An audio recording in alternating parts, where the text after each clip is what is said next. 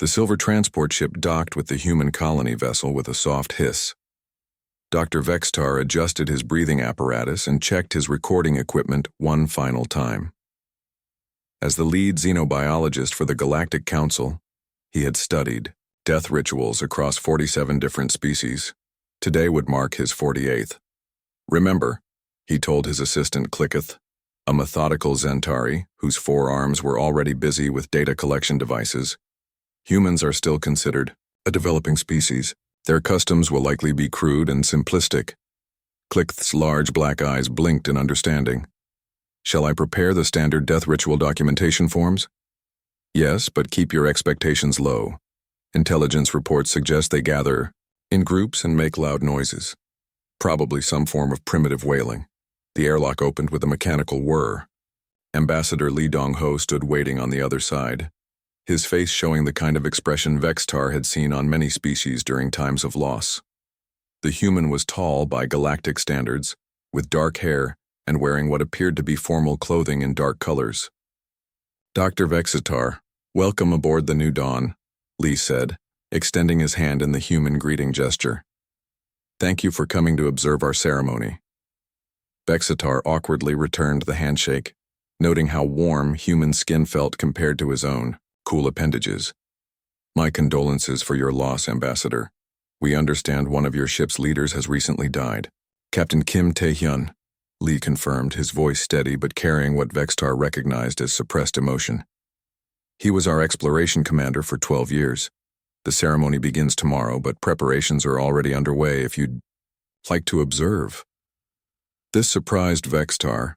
Most species he studied preferred to conduct death rituals quickly and privately. Extended preparation periods usually indicated more complex social structures than his preliminary report suggested. That would be most educational, Vextar replied. My research focuses on how different species process mortality. I assume you follow standard protocols of isolation and individual mourning. Li's expression shifted slightly. Vextar couldn't identify the emotion, but it seemed almost amused. I think you'll find our approach somewhat different, Doctor. Commander Park Ji-woo will show you around. A woman in military uniform approached them. Park Ji-woo appeared younger than Li, with sharp eyes that seemed to take in every detail of the alien visitors. She saluted briefly before addressing them. Dr. Vextar, Clicketh, welcome. I should warn you that our customs might seem intense. To outside observers, human grief can be complicated. All grief is complicated, Vextar assured her, pulling out his recording device. We're prepared for the typical responses to death: crying, wailing, self-isolation behaviors. Park and Li exchanged a look that Vextar noted but didn't understand.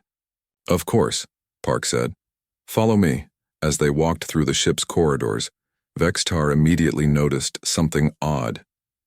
Instead of the quiet, somber atmosphere he expected during a mourning period, the ship buzzed with activity. Humans moved through the hallways with purpose, many carrying items that confused the alien researcher. Excuse me. Vextar stopped a young woman carrying an armload of colorful flowers. Are those for disposal of organic matter? The woman, who wore a name tag reading Dr. Kim Yoo-jin, looked puzzled. These are for the ceremony. My father loved these flowers. He grew them in the ship's garden. After she left, Vextar turned to Clicketh. Did she say father? Why would offspring be involved in disposal procedures? Unknown, Clicketh replied, typing notes rapidly. Human family structures may be more complex than reported. They continued walking and encountered more confusing sights. A group of humans sat in a circle, each holding what appeared to be musical instruments. They were practicing songs, but instead of the mournful dirges Vextar expected, the melodies sounded almost celebratory. Commander Park, Vextar said carefully, are these humans preparing for the death ritual or for some kind of festival? Park stopped walking and turned to face him directly. Doctor, may I ask what you know about human death ceremonies? The standard protocols, I assume. The deceased is removed from the community. Family members isolate themselves for a period of mourning. Eventually, they return to normal activities once the grief has been processed individually. I see. Park's expression became more serious. Doctor, I think there may be some gaps in your research. Before Vextar could respond, they entered a large common area where dozens of humans were working together. Some arranged furniture while others decorated. Walls with photographs. Children ran between the adults carrying small items and chattering excitedly. The scene looked more like preparation for a celebration than a funeral. This is highly irregular, Vextar muttered to Clicketh. Where is the isolation? Where is the individual grief processing? An elderly human man approached them carrying a large photograph of Captain Kim. The image showed Kim smiling broadly, wearing his uniform with obvious pride. You must be the researchers, the man said warmly. I'm engineer Choi Min-ho. I worked with Captain Kim for 8 years. Are you here to learn about our memorial service? We're studying human death rituals, Vextar replied. Though I must admit your preparations don't match our expectations. Choi's weathered face broke into a gentle smile. What did you expect, Doctor? Grief counseling, individual mourning periods, removal of the deceased's belongings, standard psychological healing protocols. Choi nodded thoughtfully. You expected us to forget Kim as quickly as possible. Not forget, but move past the trauma of loss through proper isolation and individual therapy. Choi looked at the photograph in his hands, then back at Vextar. Doctor, what if I told you that we don't consider Captain Kim's death a trauma to move past, but a life to celebrate and remember? This statement challenged everything Vextar knew about grief psychology. Across the galaxy, dwelling on the deceased was considered unhealthy and potentially dangerous to social stability. That seems counterproductive to psychological healing, he said carefully. Does it? Choi asked. Come, let me show you something. He led them to a wall covered with photographs, letters, and small objects. Each item was carefully arranged and labeled. This is Kim's life, Choi explained. His achievements, his mistakes, his jokes, his wisdom. Tomorrow, we'll share all of these things with everyone who knew him. We'll tell stories about his bravery and his fears. We'll laugh about his terrible cooking and cry about his kindness to new crew members. Vextar stared at the display, his scientific mind struggling to process what he was seeing. But this will intensify the grief response. It will make the loss more painful, not less. Maybe, Choi agreed. But it will also make his life meaningful, and it will make us stronger. I don't understand. Choi smiled and patted Vextar's shoulder gently. Doctor, I think tomorrow's ceremony is going to be very educational for you. As they returned to their guest quarters that evening, Vextar found himself deeply troubled. Everything he observed contradicted established psychological principles about grief processing. Yet the humans seemed not only functional, but actively energized by their preparations. Clickth, he said as they reviewed their notes. I'm beginning to think we may have misunderstood something fundamental about human psychology. The data suggests that human death rituals serve purposes beyond simple grief processing. Clicketh agreed. But what purposes could justify such elaborate preparation? Vextar looked out the window at the vast expanse of space beyond the ship. Humanity had spread across dozens of systems despite facing dangers that destroyed other civilizations. Perhaps their approach to death was connected to their remarkable resilience. Tomorrow, he decided, we observe everything, every detail. I suspect we're about to witness something that will challenge our understanding of how intelligent species process mortality. The ceremony would begin at dawn, and Vextar had the distinct feeling that his research was about to take an unexpected turn. Dr. Vextar woke to the sound of music floating through the ship's ventilation system. The melodies were complex and layered, nothing like the simple noise-making he expected from a developing species. He checked his chronometer and realized the ceremony preparations had begun before dawn. Clickth was already awake, organizing recording equipment with typical Zentari precision. Doctor, the acoustic readings are unusual. Multiple harmonic frequencies suggest coordinated musical performance rather than random grief vocalization. Impossible, Vextar muttered, but even as he said it, doubt crept into his voice. Yesterday's Observations had challenged too many assumptions for him to dismiss anything easily. They made their way to the main assembly area, following the growing sound of human voices. What they found defied every model of species behavior Vextar had studied in his 40-year career. The large space had been transformed overnight.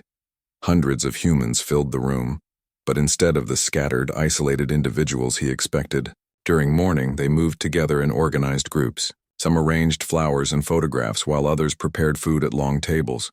Children weaved between adults, helping with small tasks and chattering happily. This appears to be some form of celebration, Click observed, his forearms working furiously to document everything. But the deceased has not been removed from the premises. Indeed, Captain Kim's presence seemed stronger than ever. His photograph sat prominently at the center of the room, surrounded by flowers and personal items. But rather than treating these objects with the reverent distance most species maintained around death artifacts, humans touched them freely, sharing stories about each item. Commander Park Ji-woo approached them, carrying 2 steaming cups. Coffee, she explained, offering the beverages to the confused aliens. Human custom during gatherings. Fair warning, it's stronger than most species prefer. Vextar accepted the cup cautiously. The liquid was dark and aromatic, carrying a bitter scent that somehow seemed comforting. Commander, I must ask directly, is this a death ceremony or a social celebration? Park's expression grew thoughtful. What's the difference, Doctor? Every species we've studied maintains clear separation between mourning rituals and celebratory activities. Mixing them creates psychological confusion and delays proper grief processing. Does it? Park gestured toward a group of humans nearby. Look at them and tell me what you see. Vextar followed her gaze to a cluster of people surrounding an elderly woman. She was speaking animatedly, using her hands to illustrate a story. The listeners laughed at certain points and grew serious at others, their faces showing a complex mixture of emotions. That's Mrs. Nam Hee-jin, Park explained. She's telling the story of how Captain Kim once spent 3 days fixing her grandson's broken toy robot. Even though we were facing a critical supply shortage, the child was crying, and Kim couldn't bear to see it. As if to demonstrate Park's point, a young boy in the listening group wiped tears from his eyes while simultaneously smiling broadly. But this emotional complexity will cause psychological damage, Vextar protested. Grief should be processed separately from positive memories to avoid confusion. Should it? Park asked. Or should joy and sorrow be experienced together because that's how life actually works? Before Vexatar could formulate a response, the crowd began moving toward the ceremonial area. He and Click followed, noting how humans naturally organized themselves without apparent direction or hierarchy. Families sat together, but the boundaries between groups remained fluid, with people moving freely to speak with others. Lieutenant Han So-ra took the stage first, her military uniform crisp and formal. But when she began speaking about Captain Kim, her words carried warmth rather than official protocol. Kim Tae-hyun saved my life twice, she began, her voice carrying clearly through the assembled crowd. The first time was during the meteor shower near Kepler Station. His quick thinking and piloting skills got us through an impossible situation. The crowd murmured appreciation, some nodding with obvious personal knowledge of the event. The second time was 3 months later when I wanted to quit the service. I felt like a failure after making a navigation error that cost us 2 days. Kim found me packing my belongings and sat down to talk. Han's voice grew softer, but somehow more powerful. He told me about his own mistakes, his doubts, his fears. He said that courage wasn't about never being afraid, but about continuing to serve despite the fear. He said the crew needed people who had failed because failure teaches wisdom that success never can. Vexatar noticed something remarkable happening in the audience. As Han spoke, humans throughout the crowd were nodding, wiping away tears or reaching out to touch the people near them. The emotion was spreading through the group like a wave, but instead of creating chaos, it seemed to strengthen their collective focus. This is unprecedented, he whispered to Clicketh. Individual grief experiences are being synchronized across the entire social group. A young man took the stage next, He introduced himself as Corporal Kim Hyun-woo, the captain's son. Vextar expected this to be the most difficult moment when family grief would finally overwhelm the strange celebration. Instead, Hyun-woo smiled broadly before speaking. "My father was terrible at cooking," he announced, causing ripples of laughter throughout the assembly. "I mean absolutely awful. He once burned water trying to make soup." More laughter, but Vextar noticed tears in many eyes as well. "But he cooked for our family every Sunday anyway, because he said shared meals were how humans stay connected across time and space. Even when the food was barely edible, those Sunday dinners were the foundation of our family bonds." Hyun-woo's expression grew more serious. "He taught me that love isn't about being perfect. It's about showing up consistently, even when you're not good at something, because the people you care about matter more than your pride." The crowd's response was immediate and overwhelming. Hundreds of humans began applauding, but the sound wasn't the polite appreciation Vextar heard at formal ceremonies. This was something deeper, more primal. It sounded like gratitude and determination and grief and joy all mixed together into something entirely new. "Doctor," Clicketh said quietly, "my sensors are detecting elevated stress hormones throughout the crowd, but also increased production of bonding chemicals and endorphins. The humans are simultaneously experiencing distress and euphoria." Vextar stared at his readings in amazement. That should be physiologically impossible. How can a species maintain psychological stability while processing contradictory emotional states?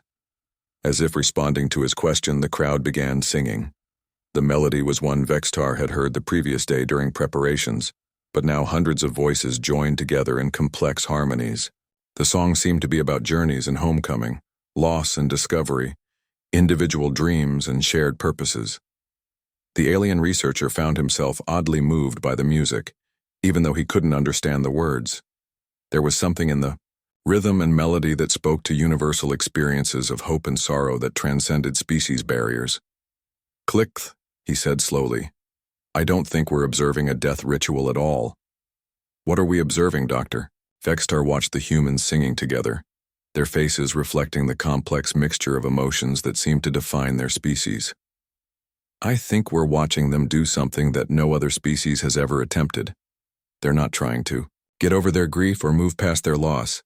Then what are they doing? They're transforming it into something else entirely, something stronger." The ceremony was far from over, but Vextar already knew his report would challenge fundamental assumptions about grief, community, and psychological resilience.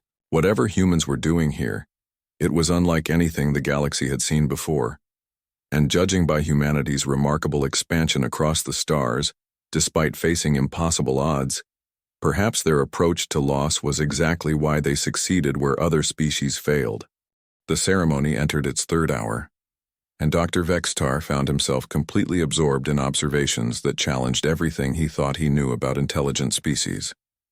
What had begun as a simple study of primitive death rituals had become something far more complex and disturbing to his understanding of psychology. Dr. Kim Yoo-jin stepped forward to address the crowd. As Captain Kim's daughter, Vextar expected her to represent the peak of human grief response. Instead, she approached the speaking platform with steady steps and clear eyes, carrying herself with what could only be described as fierce pride. "My father was not a perfect man," she began, her voice carrying across the silent assembly. "He made mistakes that cost missions time and resources. He lost his temper when equipment failed. He worried constantly about decisions that kept him awake at night." Vextar leaned forward, fascinated. Most species he studied avoided discussing the deceased's failures during memorial services, focusing only on positive attributes to minimize psychological trauma. But his imperfections made him human, Eugene continued. And his humanity made him the leader we needed during our darkest moments. She gestured toward a display showing star charts and mission reports. 3 years ago, during the Proxima colony crisis, my father made a decision that saved 800 lives. The official reports call it brilliant tactical thinking. The truth is, he was terrified and making his best guess with incomplete information. The crowd murmured understanding rather than disappointment. Several people nodded as if they had been present during the crisis. He told me later that real courage isn't the absence of fear. It's the willingness to act when people depend on you, even when you're afraid of making the wrong choice. That's the lesson he wanted me to carry forward. Eugen's voice grew stronger as she spoke. My father's death is not the end of his influence. Every decision I make as a scientist, every risk I take in my research, every moment I choose courage over comfort, he lives again through my actions. Fascinating, Clicketh whispered, his recording devices working frantically. She's claiming the deceased continues to exist through behavioral modeling in the living. This suggests humans view death as transformation rather than termination. Vexitar nodded absently, his attention fixed on the crowd's response.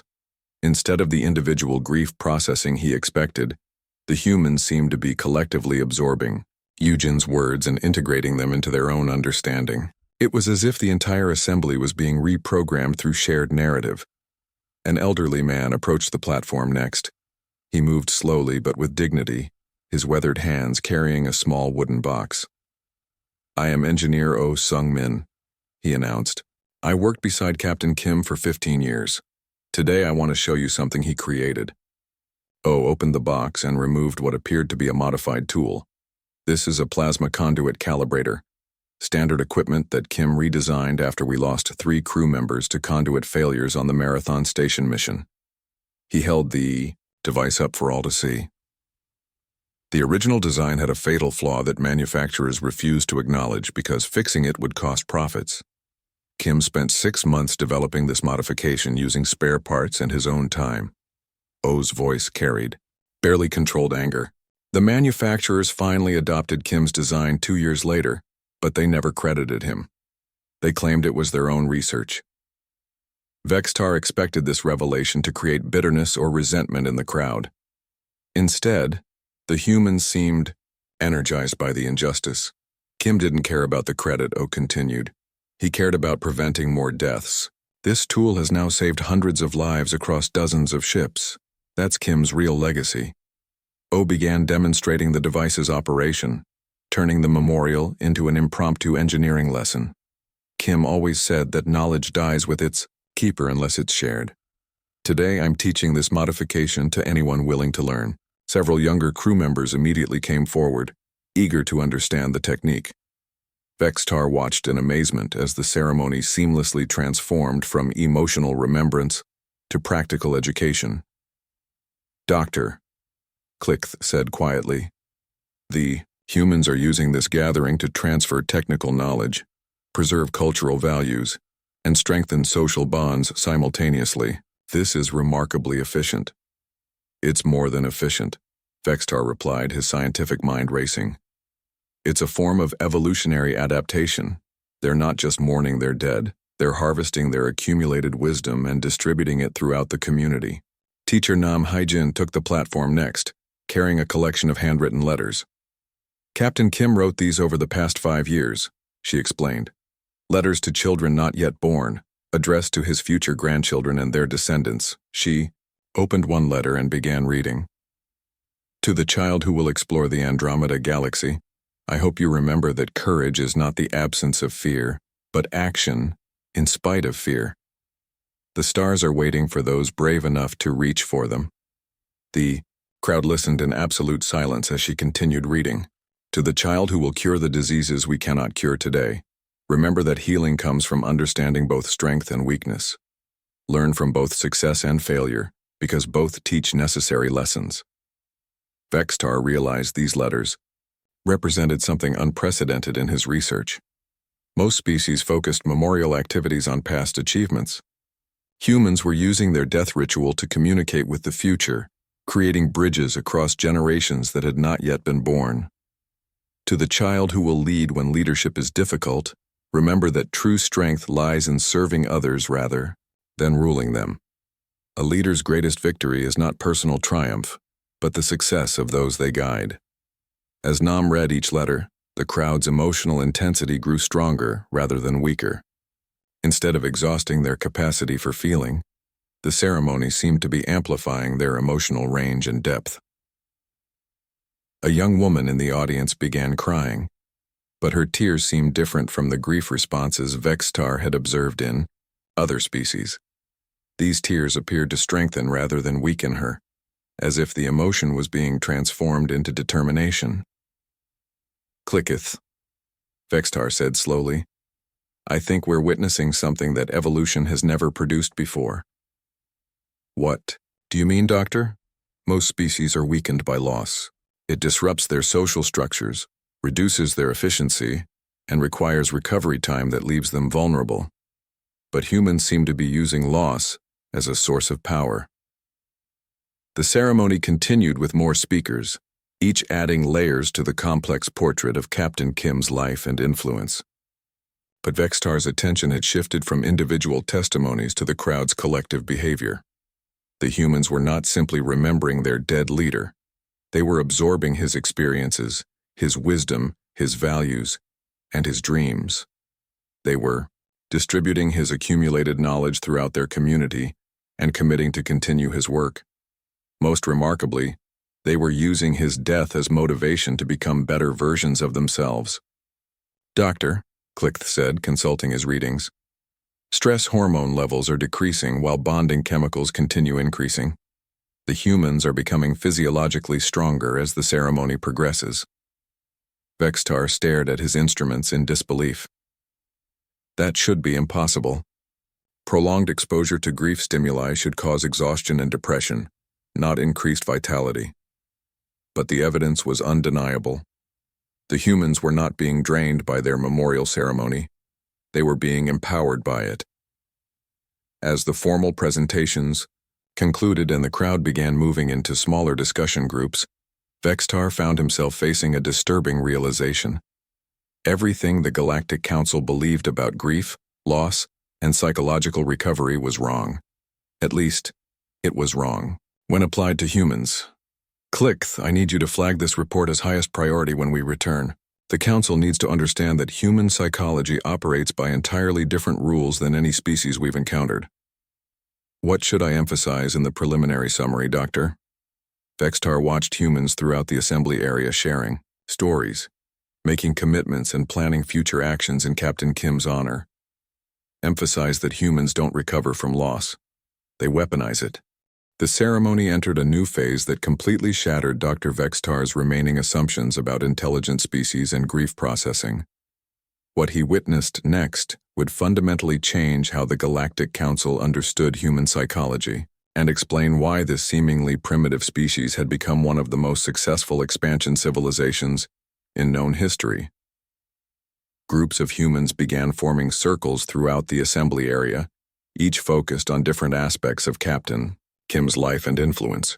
Vextar and Click moved between these gatherings, documenting behavior that defied every model of loss psychology they had studied.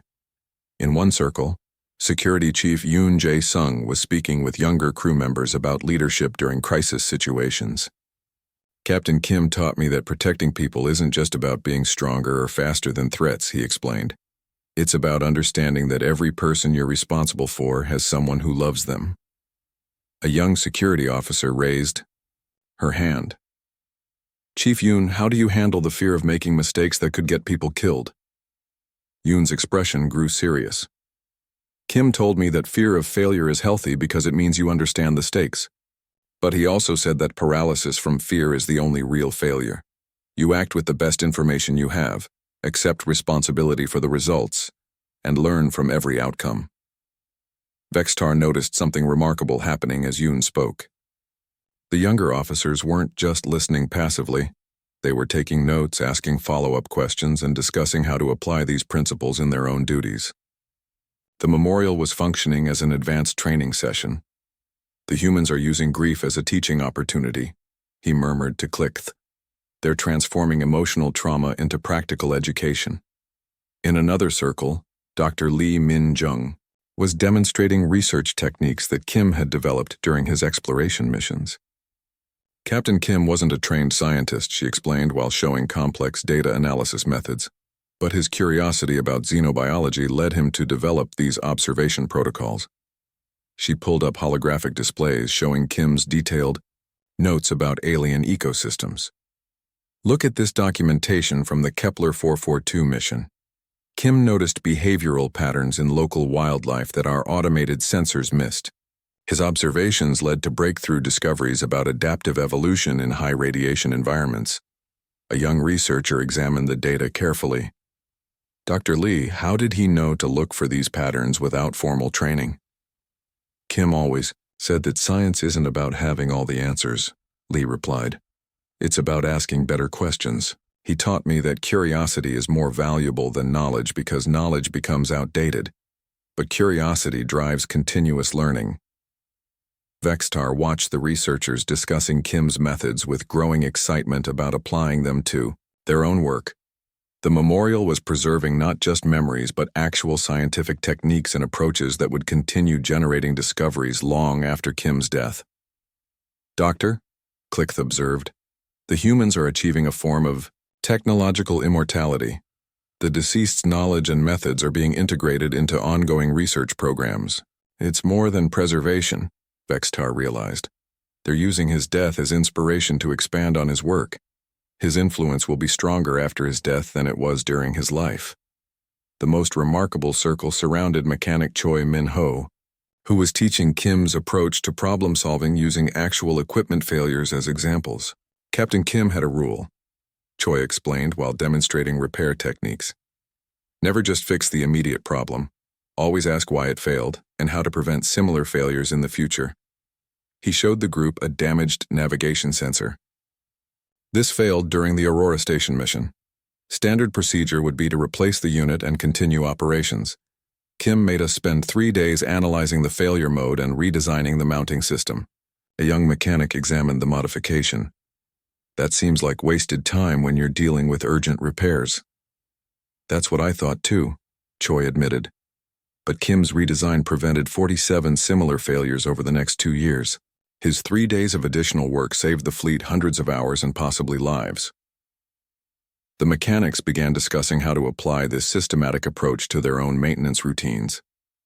Vextar realized they weren't just learning repair techniques, they were adopting an entire philosophy of proactive thinking and long-term planning. The memorial is replicating the deceased's thought patterns throughout the community, he told. I clicked. They're not just remembering Kim, they're becoming more like him. The most powerful circle formed around Corporal Kim Hyun-woo, the captain's son, who was discussing his father's approach to family relationships despite the demands of space exploration. My father missed my graduation ceremony because of a rescue mission, he began. I was angry for months. The crowd listened intently as he continued. But when I finally confronted him, he didn't make excuses or apologize for choosing duty over family. Instead, he helped me understand why that rescue mission mattered and how his choice was actually an expression of love for all families, including ours. A woman with young children asked, "How do you balance personal desires with responsibility to others?" My father taught me that the question itself was wrong, Hyun-woo replied. He said that personal desires and responsibility to others aren't opposing forces. They're the same force expressed at different scales. When you protect your community, you protect your family. When you serve others, you serve your own values. Vextar watched the discussion participants wrestling with these concepts, their faces showing deep concentration. They weren't just processing grief, they were examining fundamental questions about purpose, duty, and meaning that would influence their decisions for years to come. Clicketh, are you recording the neurological data from these discussions? Yes, Doctor. Brain activity patterns show increased activity in regions associated with problem-solving, planning, and social bonding. The humans appear to be rewiring their neural pathways during this ceremony. As the circles continued their discussions, Vextar began to see the larger pattern emerging. Each group was focusing on different aspects of Kim's influence, but all were following the same basic process. They were identifying specific lessons or approaches that Kim had demonstrated, analyzing how those principles applied to current challenges, and making commitments to implement those principles in their own lives and work. The ceremony wasn't just about remembering the dead. It was about upgrading the living. Doctor, Click said quietly, I'm detecting something unprecedented in the crowd dynamics. What are you seeing? Individual stress responses are decreasing, but collective problem-solving capacity is increasing dramatically. The humans are becoming more capable as a group while simultaneously processing individual trauma. Vextar checked his own readings and found Klichth's observations confirmed. They're turning psychological weakness into collective strength. This explains how they've survived challenges that destroyed other civilizations. As the formal circle discussions began to wind down, humans throughout the assembly started making public commitments inspired by Kim's example. These weren't vague promises or emotional declarations, but specific, practical pledges to continue his work and embody his values. "I commit to spending extra time training junior officers in crisis management," announced Security Chief Yoon. "I commit to documenting my research methods so they can be taught to others," said Dr. Lee Min-jung. "I commit to applying systematic analysis to all equipment failures, not just emergency repairs," declared Mechanic Choi. One by one, dozens of crew members made similar commitments, each building on lessons learned from Kim's life and example. Vextar realized he was witnessing something unique in galactic civilization. Klichth. They're not just mourning their leader's death. They're multiplying his influence across the entire community. His impact will be exponentially greater after this ceremony than it was during his lifetime. "How is this possible, Doctor?" "Loss should diminish influence, not amplify it." Vextar watched the humans organizing themselves into action groups based on their commitments, already planning how to implement their promises. Because they're not treating death as an ending. They're treating it as a transformation. Kim isn't gone, he's been distributed throughout the community. The ceremony was approaching its final phase, but Vextar already knew his report would fundamentally challenge the Galactic Council's understanding of human capabilities. These weren't primitive beings processing grief through crude rituals. They were advanced organisms using sophisticated psychological techniques to transform individual loss into collective strength, personal trauma into community wisdom, and death itself into a source of evolutionary advantage. No wonder humanity continued expanding across the galaxy despite facing impossible odds. They had discovered how to become stronger through loss rather than weaker, and that made them unlike any species the galaxy had ever seen. Dr. Vextar found himself experiencing something he had never encountered in 40 years of xenobiological research: the complete collapse of his scientific framework for understanding intelligent species. What he was witnessing went beyond unusual cultural practices. The humans were demonstrating capabilities that challenged fundamental assumptions about psychology, sociology, and evolutionary biology. The ceremony entered what Commander Park Ji-woo called the legacy integration phase. Vextar had no reference point for this concept, as no other species he studied had anything remotely similar.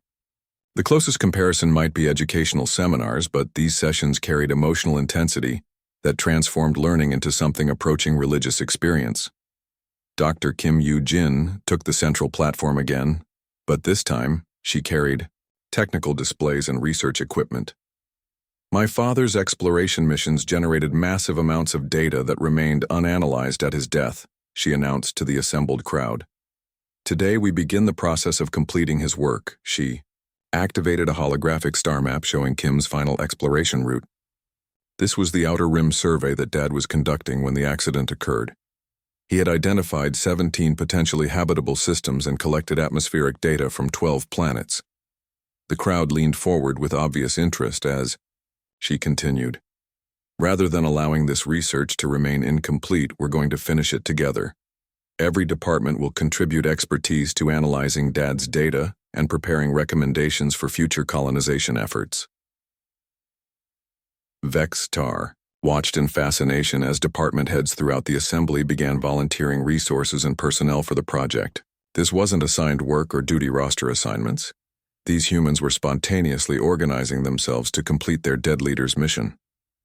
"Engineering will provide structural analysis for potential colony sites," announced Chief Engineer Choi Min-ho. "Medical will assess biological compatibility factors for human settlement," added Dr. Lee Min-jung. "Security will evaluate potential threats and defensive requirements," contributed Security Chief Yoon Jae-sung. Within minutes, Captain Kim's interrupted research had been transformed from a personal tragedy into a collaborative community project involving dozens of specialists. Vexitar realized he was watching the humans create something that no individual could have accomplished alone. "Clickth," he whispered. "They're not just continuing his work, they're expanding it beyond what he could have achieved during his lifetime. The deceased's influence is being amplified through collective action," Clickth confirmed. "This suggests humans can achieve a form of post-mortem productivity enhancement." The technical analysis session that followed challenged everything Vexitar thought he knew about grief psychology. Instead of being drained by emotional processing, the humans seemed energized by the opportunity to contribute to Kim's legacy. Their work quality appeared enhanced, rather than diminished by their emotional investment. Dr. Yujin presented her father's preliminary findings about atmospheric composition on potentially habitable worlds. But rather than simply reviewing his conclusions, she invited critical analysis and expansion of his research methods. Dad's spectroscopic analysis identified elevated methane levels in several atmospheric samples, she explained, showing complex chemical data. He theorized this might indicate biological activity, but didn't have time to design follow-up studies. Immediately, several researchers began suggesting additional analytical approaches. "We could use the new isotope ratio techniques to distinguish biological from geological methane sources," suggested one scientist. "Cross-reference with temperature gradient data to model potential ecosystem distributions," added another. Vexitar watched the collaborative analysis session with growing amazement. The humans weren't just preserving Kim's research, they were using it as a foundation for breakthrough discoveries that might revolutionize their understanding of planetary habitability. "Doctor," Clickth observed, "productivity metrics during this session exceed normal research output by approximately 300%. Grief appears to be enhancing rather than impairing cognitive performance." The session shifted focus to Kim's personal leadership philosophy and its application to future missions. Commander Park presented Kim's written principles for exploration team management, but then invited the entire assembly to discuss practical implementation. Captain Kim believed that exploration teams should function as extended families rather than military units, Park explained. He argued that deep space missions require emotional bonds that transcend professional relationships. A young officer raised a concern. "How do you maintain discipline and chain of command while treating crew members as family?" An unexpected voice answered from the crowd. It was Engineer Oh Sung-min, speaking with quiet authority. "Kim taught me that authority comes from service, not rank. When your crew knows you'll sacrifice personal comfort for their safety, they'll follow you anywhere." Others began sharing their own experiences with Kim's leadership style, creating an impromptu masterclass in human resource management that covered everything from conflict resolution to motivation techniques. Vexitar realized this wasn't just theoretical discussion. The humans were developing a comprehensive leadership training program based on their deceased captain's methods, ensuring that his approach would influence future generations of exploration teams. "They're creating institutional memory that transcends individual mortality," he told Clickth. "Kim's leadership philosophy will continue shaping human exploration efforts for decades." The most remarkable session focused on what the humans called inherited commitments. Captain Kim had made promises and commitments that remained unfulfilled at his death. Rather than considering these obligations void, the community was collectively assuming responsibility for completing them. Corporal Kim Hyun-woo presented a list of his father's outstanding commitments. Dad promised to help establish a colony, ship library for children's education. He committed to mentoring 3 junior officers in navigation techniques. He pledged to complete a safety protocol review for atmospheric entry procedures. As Hyun-woo read each item, volunteers throughout the assembly raised their hands to assume responsibility. The library project was claimed by teacher Nam Hye-jin. The mentoring commitments were divided among senior navigation staff. The safety review was assigned to a team of engineers and pilots. "This is unprecedented," Vexitar murmured. "They're treating the deceased's commitments as inherited obligations rather than canceled contracts." But the most powerful moment came when Hyun-woo presented his father's personal message to the crew, recorded shortly before the fatal accident. Kim had apparently sensed the danger of his final mission and prepared farewell instructions. If you're hearing this message, then, my exploration of the unknown has ended earlier than planned, Kim's recorded voice said. But exploration itself never ends. It passes from one generation to the next, each building on what came before. The crowd listened in absolute silence as Kim's voice continued. I want you to remember that every star we've mapped, every world we've surveyed, every danger we've faced together was preparation for the challenges you'll encounter without me. Vextar noticed tears on many faces, but also expressions of determination and resolve that seemed to grow stronger as the message continued. My death is not the end of our mission. It's the beginning of yours. Take everything I taught you. Everything we discovered together, everything we dreamed of accomplishing, and make it better than I ever could have alone. The message concluded with specific instructions for continuing various projects and research initiatives that Kim had been developing.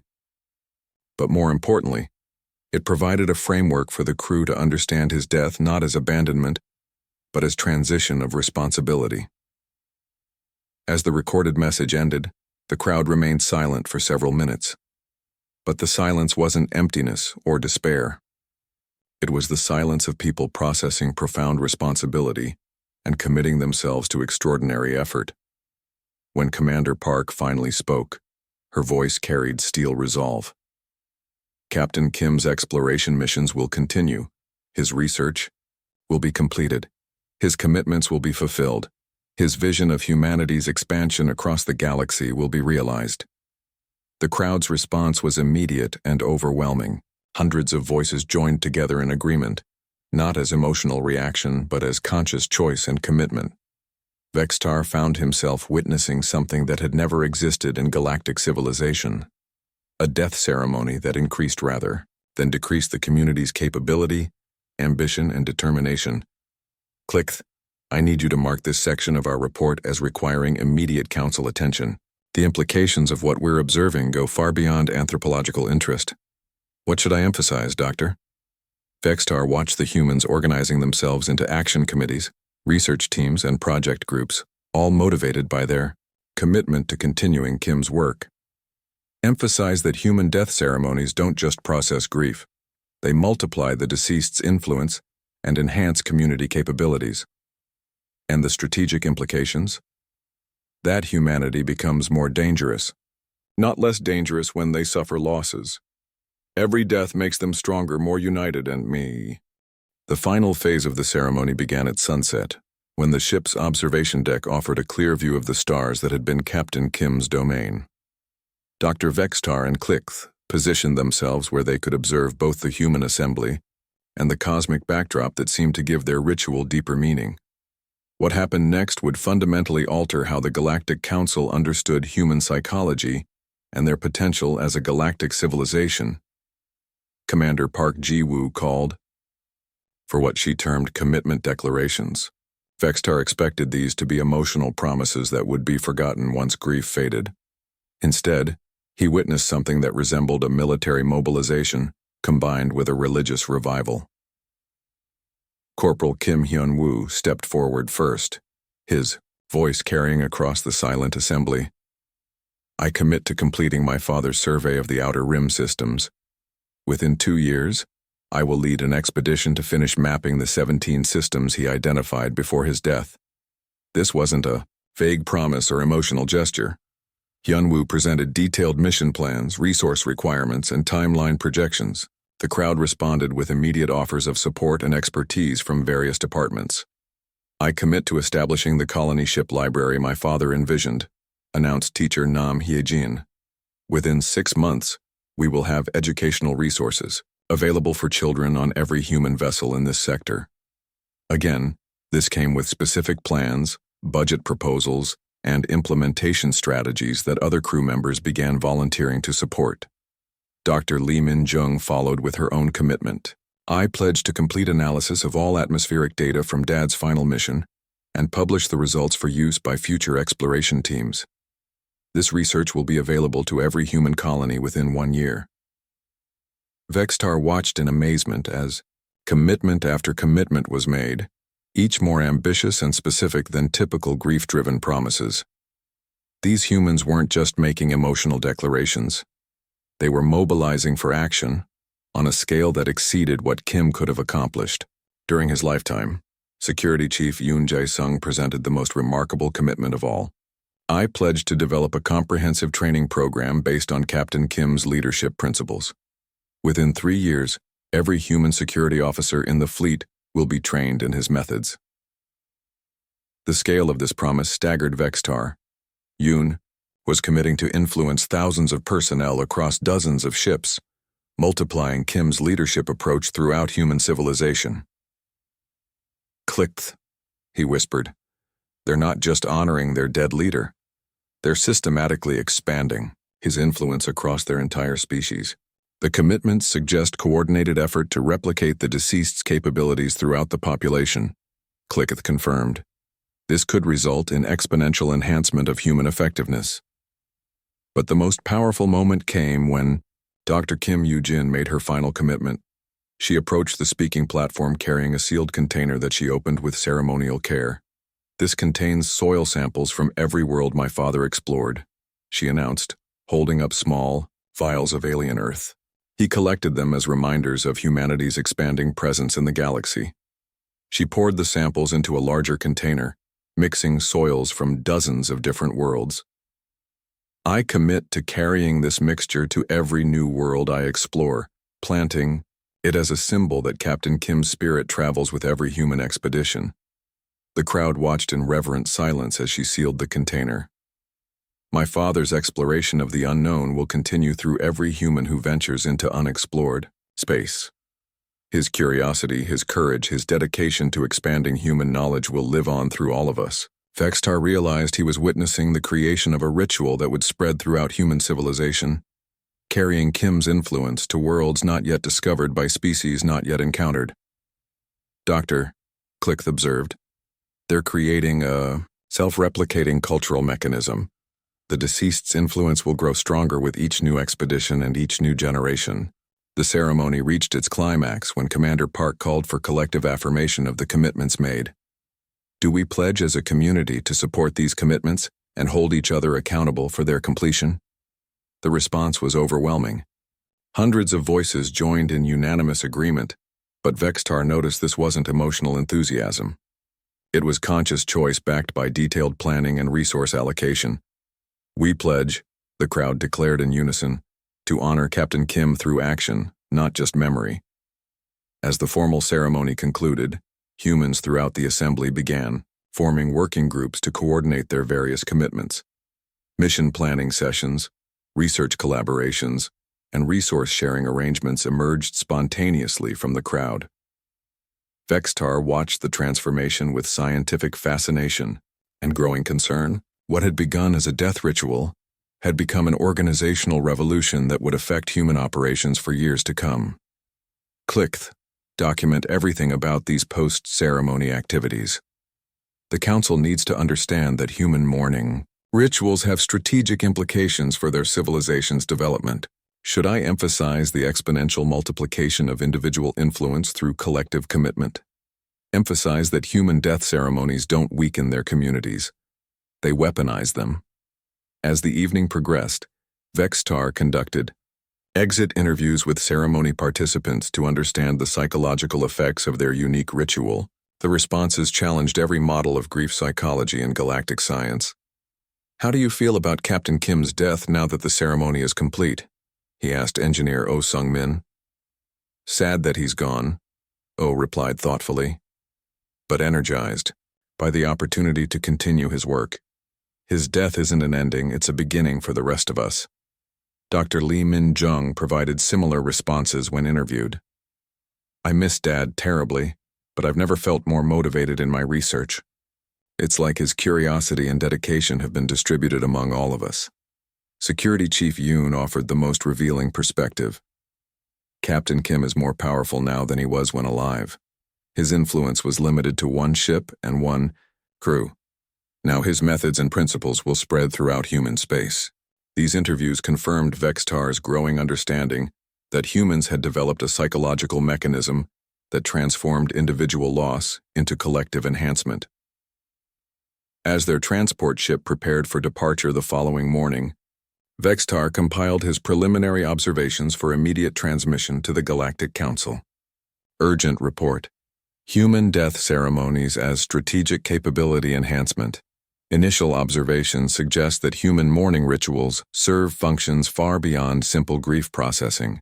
These ceremonies appear designed to preserve and distribute the deceased's knowledge and capabilities throughout the community, transform individual loss into collective motivation and determination, create lasting commitments that exceed what the deceased could have accomplished alone, establish cultural mechanisms that replicate beneficial behaviors across the population, strengthen social bonds and organizational effectiveness through shared emotional experience.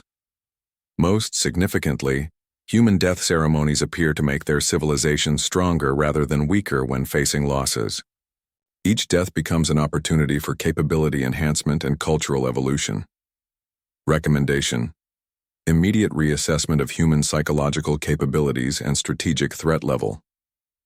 Their approach to mortality represents an evolutionary advantage that may explain their remarkable expansion rate, despite facing challenges that have destroyed other civilizations.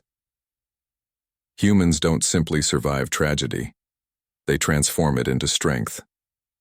This makes them unlike any species the galaxy has encountered, and potentially more formidable than previously assessed. As their ship departed from the human colony vessel, Vextar took one final look at the new dawn through his observation port. The ship's light seemed brighter somehow, its movements more purposeful. The ceremony had transformed more than individual grief. It had enhanced the entire community's capability and determination. Clickth, flag this report for emergency council review. Our understanding of human psychology requires immediate revision. Should I include your assessment of strategic implications, Doctor? Vextar watched the human ship continuing its journey toward unexplored space, carrying Captain Kim's influence to worlds he would never see with his own eyes. Include everything. The Council needs to understand that humanity's greatest strength isn't their technology or their numbers. What is their greatest strength? Their ability to become more dangerous when they lose something precious, not less dangerous. Every tragedy makes them stronger. Every loss makes them more determined. Every death makes them more formidable. As their transport entered hyperspace, Vextar reflected on the profound implications of what he had witnessed. Humanity had developed something unprecedented in galactic civilization, the ability to transform mortality from weakness into strength, individual loss into collective power, and death itself into a source of evolutionary advantage. The ceremony he had observed wasn't just about honoring Captain Kim's memory. It was about ensuring that his influence would continue growing long after his death, spreading throughout human space and inspiring future generations of explorers, leaders, and pioneers. That was the true power